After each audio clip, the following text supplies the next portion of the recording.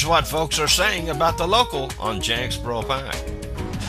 I like the eggs because it kind of got the yellow stuff in it that pops out. Now tell me, how was your experience at the local? Great.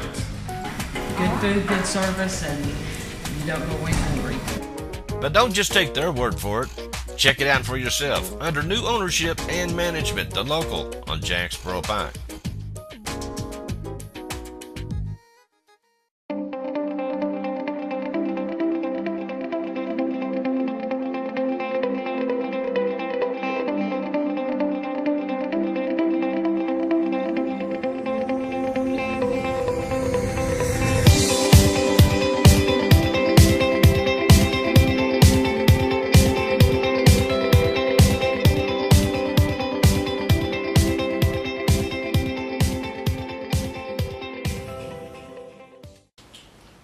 Good evening, everyone. I want to welcome you to JCTV this week.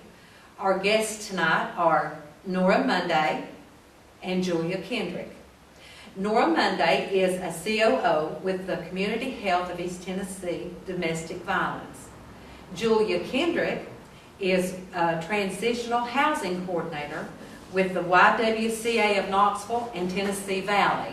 So without further ado, I'm just going to kind of get into some questions here with them, and they're going to answer questions, and the information, of course, is on the screen for any kind of contact information that you might need. Okay, not everybody knows what domestic violence is, Julie.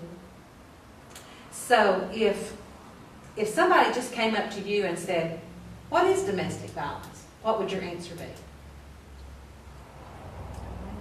Okay, that's a great question, because domestic violence is not one thing or another. It can be several things. So basically the word domestic means in the home, and violence is just, we think of physical violence, but it's really a destructive force. So domestic violence can be physical, it can be emotional, it can be sexual, or it can be financial. Right. Okay, so it covers a lot of different things. Yes. When you think of the word violence, a lot of times, you know, myself, I think of somebody getting rough and physical. But domestic violence isn't just people getting harmed physically. There's some emotional stuff that can happen, and like you're saying, financial or whatever. Yes. Within the family. Yes, and it does not only happen to women, it happens to men as well. And it does not have to be between two intimate partners. It can be between family members as well. So that word domestic, again, is in the home. So it could occur between a sister living with another sister in that respect also. Okay. And one thing we'll probably touch on later is the very core of the domestic violence is about power and control. It's about one person wanting to have the power and the control over another person, like Nora said, whether it be financial, if one person doesn't have access to money, whether it's just they start isolating the victim and just taking their power away. It really immobilizes them, and it can be in layers of areas in your life. So domestic violence, really, I mean, since we're talking about the different types and things that can take place within a domestic setting. And it doesn't have to be in marriage. No. It can be between two, like you said, two sisters, Yes. a brother and a sister, Yes. a parent and a child. Yes. And it can still be considered domestic violence. Yes. Okay, so what are the effects of domestic violence? I mean, Julia, I'll ask you this. What do you see a lot of the results? I'll put it that way. Okay, so the results that I'm seeing so far, I've been working in the program since August. I've seen a lot of physical and just emotional trauma. And of course there's the physical violence. I saw the bruises and that type thing. But then we've also just seen the piece where a person just doesn't have any control over, they don't have their own money, they are isolated from their family, the abuser is just taking their power away really for their total life. They want to control their phone calls, they want to isolate them from their family, take them away from their friends, and it just all goes back to that power and control of wanting to own somebody like they're a piece of property. Yes. Wow. Nora? When you ask about the effects, of course, the worst case scenario is death. There's injury, Julie mentioned trauma. I've seen people adapt negative coping skills in order to try to cope with it. Addiction co-occurs with domestic violence victims a lot. Low self-esteem we see a lot of in our shelter. We have support groups to help with that. And then just the continuation of the cycle of abuse itself. When children observe domestic violence, then they can repeat that cycle if they are not taught differently. And adding to that, you may meet someone, there may be somebody and you're thinking, they're just a drug addict, or why are they doing that? And you don't realize the underlying cause is they may be a victim of domestic violence, and so a way to cope with that is they're just self-medicating through whatever, whether it's illegal drugs or prescription drugs or alcohol. Yeah, it could be any of those pieces. So you can't always judge a person because they're using drugs. There may be that underlying cause, because I do have clients that they've had to get clean from drugs, but they were using the drugs to cope with the domestic violence. Yes. Right. And people don't seem to think on those lines a lot of times. When okay, like that's not my job. I don't work in that area. I'm not around that atmosphere a lot. So naturally speaking, I may not see and recognize the signs of somebody that's in domestic violence, like somebody that works in it and deals with it all the time. And just like you said, I may have, misjudge somebody because I don't know what they've been through, and I don't know what they are trying to cope with. Yeah. So we need to really be careful of that too. And I had and I'll just kind of touch on this for a minute.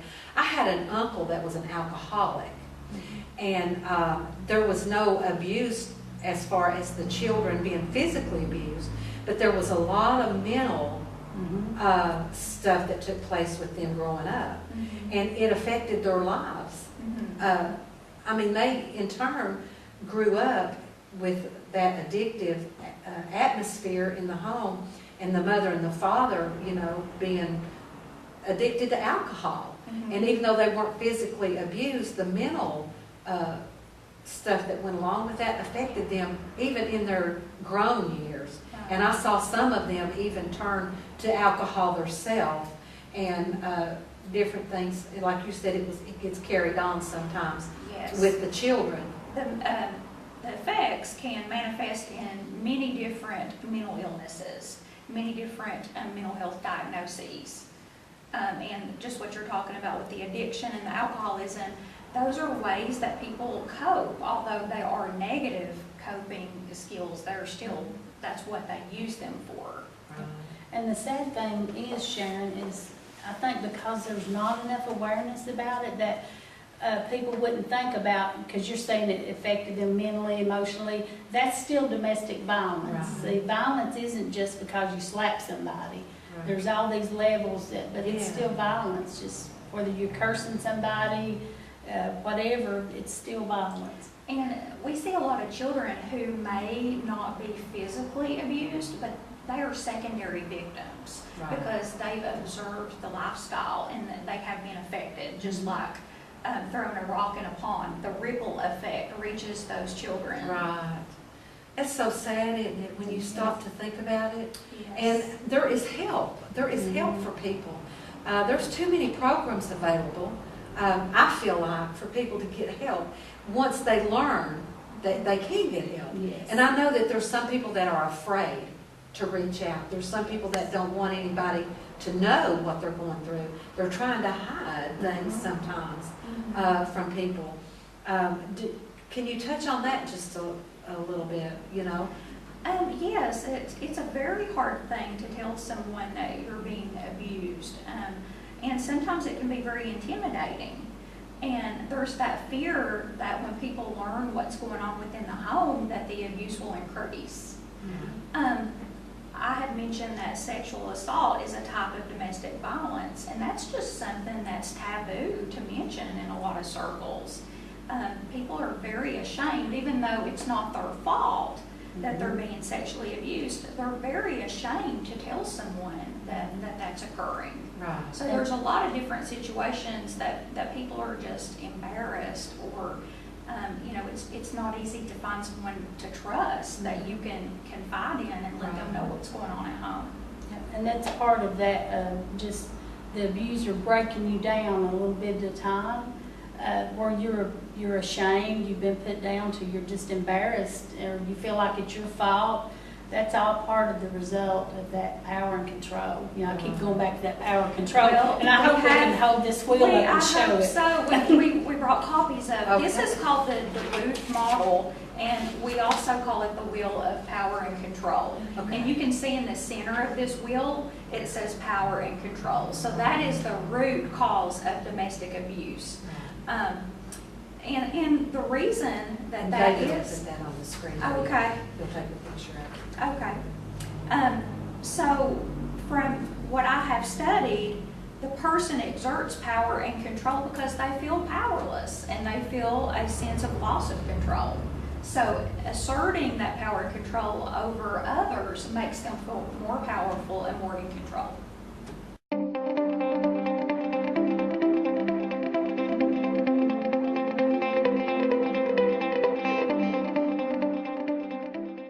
Using gender privilege, and sometimes in rural areas, especially where there's a lot of just faith-based beliefs and beliefs of like the man being the head of the household, that can even be part, and Nora can help me out on this because I may get in over my head, but just part of that gender privilege of males can do this and females can't, and I'm the head of the household, and so I don't know if you want to add to that. I feel like you nailed that when you're describing male privilege.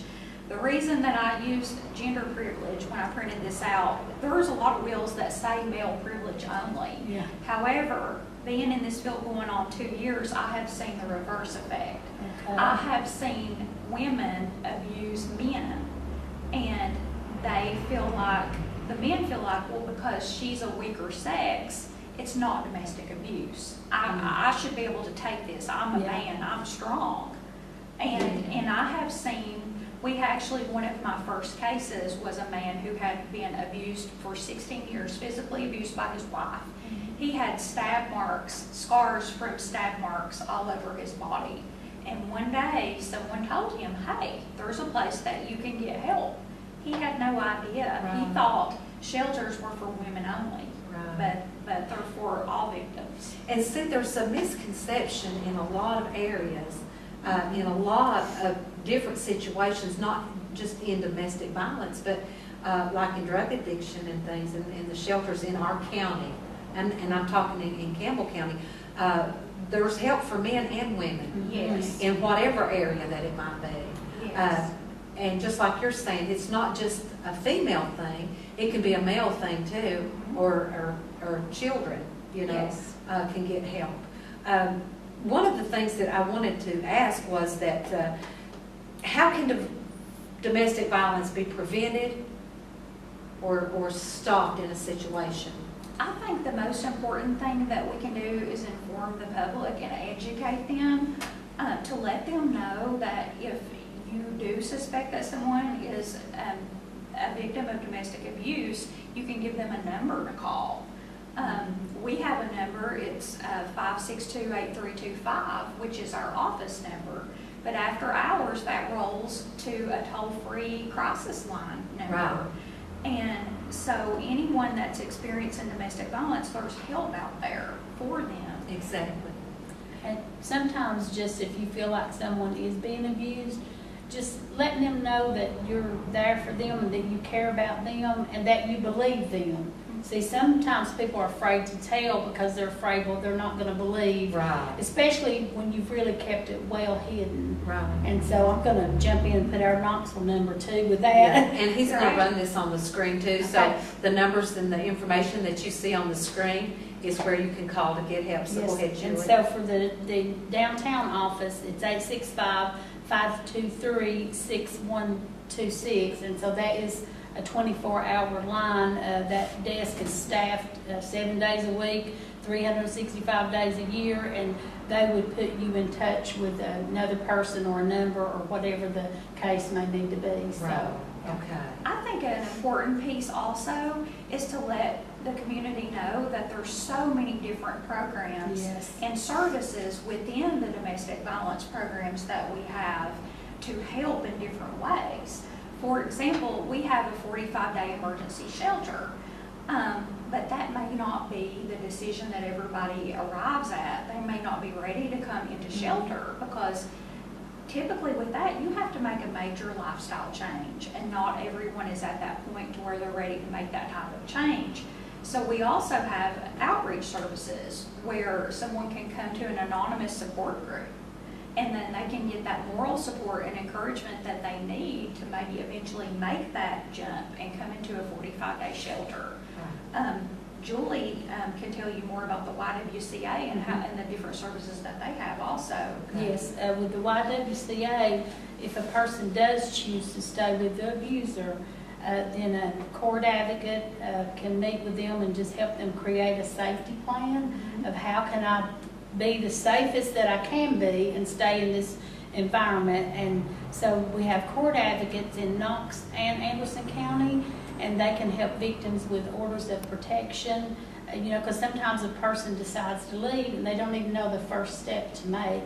And so with our services, there is never a charge for any of those services, and we have advocates in the court system every day of the week. So, if you do if you show up in court, then they make the presence of the Y known, or you can call the YWCA and ask to speak with a court advocate, Right. and then they could help you with the entire process.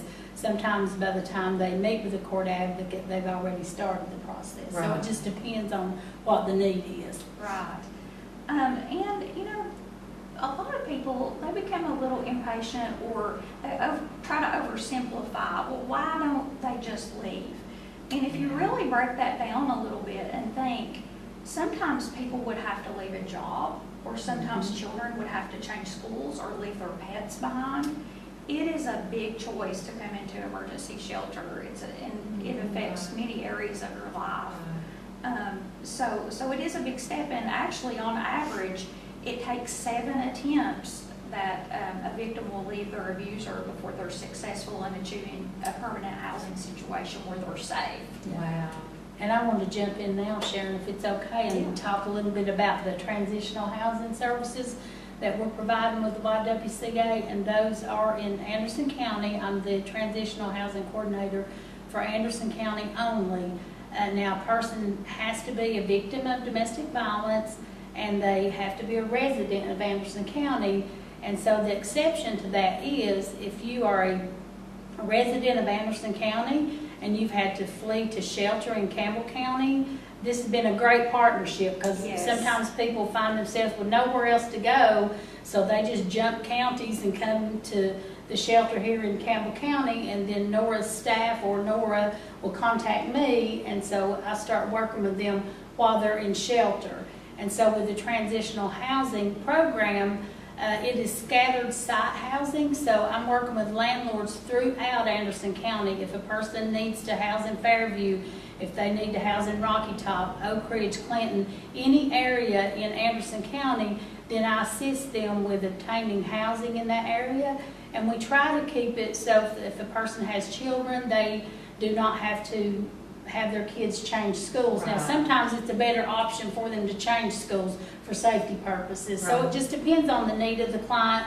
They do have to have income or be working towards sustainability. And so I conduct 2 home visits per month once we do get them housed. And prior to that, I meet with them as needed, but at least twice a month. And then we assist them with like parenting training, financial training, just different support services to help them. And we can help them from 6 months up to 2 years. So it's a Wow. huge program that can Wow. really help a victim get on their feet and escape that situation once and for all. I can say that it's been a big blessing for us because although our program is based in Campbell County, we take victims from all across the state. So just thinking of right now, the people who are in shelter, we have multiple county residents. So we have been able to link those Anderson County residents to Julia, and she has helped them achieve permanent housing, and it has really been a great help. Wow. It's a good partnership. Yeah.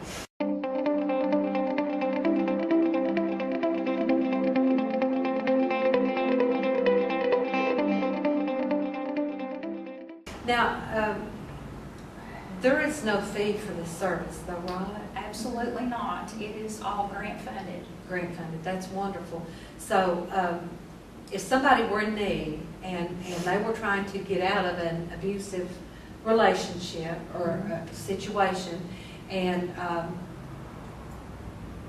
say that they don't have a job, okay, and they're in a relationship that they would like to get out of, and they're afraid, and they can call one of these numbers that we're giving them, and they will be told and led through the process of what they need to do, and they don't have to have come up with any kind of money for a fee or anything like that to get the process started or anything. Is that correct? That is correct. And speaking for my program, our 45-day shelter, we provide transportation, we provide clothing, hygiene products, meals. That's so good. It's a wonderful program. It's actually funded through a grant called VOCA, which stands for Victims of Crime Act, and it's federal money. It's managed at the state level by OCJP, which is the Office of Criminal Justice Programs, and that's speaking for my program. Right. However, with that being said, we always find that we have additional needs. So the community here in Campbell County has been wonderful in giving clothing donations to us. They have, I have a group called Friends of the Shelter who puts on a yearly fundraiser for us, and that has helped with groceries, that has helped with specific assistance to our clients if they need medicine or certain things that are not covered by our grant. One restriction on our grant is medical visits and medication. We're just, not able to meet those needs because we are a nonprofit and grants are limited. So that has been a great help to have the community take part in what we do. So either number that they call is a good number. So what you see on the screen, any information that you might need, if you just want to find out more about the program, if you know someone that you think needs the assistance of these programs, you can get in touch through these numbers that's on the screen, and they can get help that way. And also the people that, if they have donations that they want to make, whether it be clothes or personal items or money, or they can also get in touch and donate that way.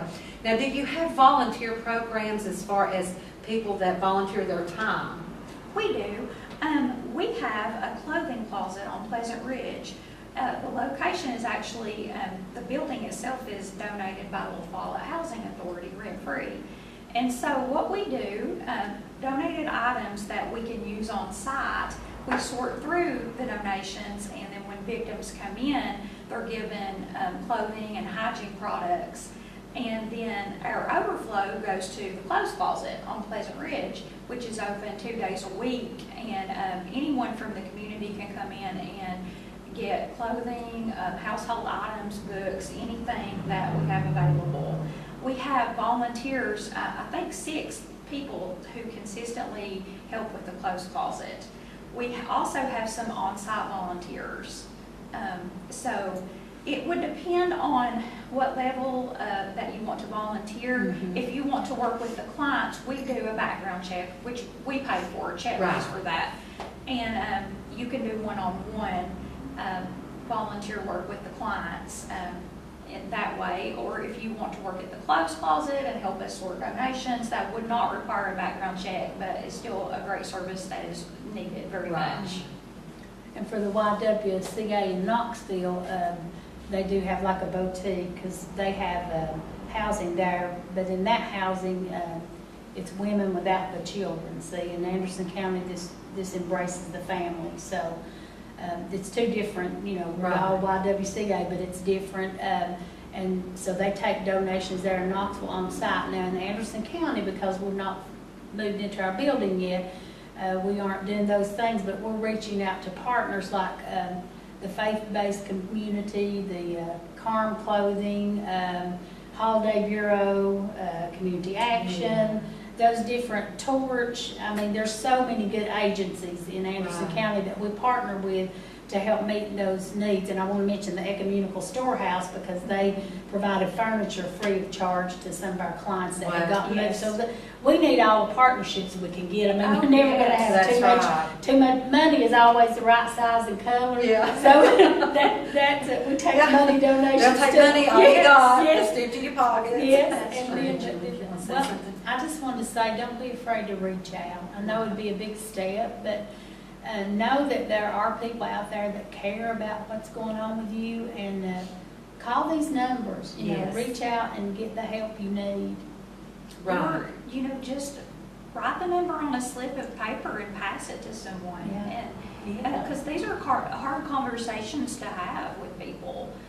If you suspect that someone could be a victim, Yes. and it's not an easy thing to always talk about.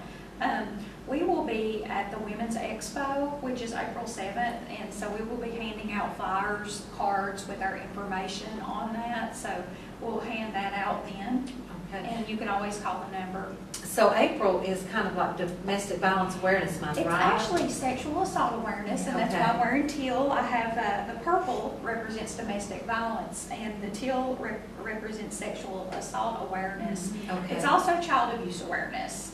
So I think there's so many good causes out there. There's several Right. things in any given month, but October is domestic abuse awareness. Okay. That's what I was going to say. But in October, you'll see the YWCA, we put the purple ribbons in Jackson Square. In Knoxville, you'll see those purple ribbons just hanging different And places. that's in October, That's right? in So October. we'll have to do a follow-up for Yes. October. Yes. And make sure we get y'all back on the program and run it in October. Yes. But this one, of course, is in April, and Yes. which is the month we're in right now. So we want to thank you guys for coming. I really appreciate you taking out the time just to come and sit and talk with us and get the word out there a little bit better about domestic violence. And there's so much more that we probably haven't had time to get into. But if you need more information, Julia Kendrick, with a transitional housing coordinator with YWCA and Knox County and Tennessee Valley. I'll get that out of there. That's a mouthful. That is. And Nora Monday, COO with Community Health over the domestic violence there in Campbell County. Just thank you so much for Thank you. helping us create awareness. You're welcome. And thank you for being on the program. And be sure to tune in next week. And don't forget October. And we'll be doing some specials that month. Here's what folks are saying about the local on Jacksboro Pike. I like the eggs because it kind of got the yellow stuff in it that pops out. Now tell me, how was your experience at the local? Great. Good food, good service, and you don't go away hungry. But don't just take their word for it. Check it out for yourself under new ownership and management, the local on Jacksboro Pike.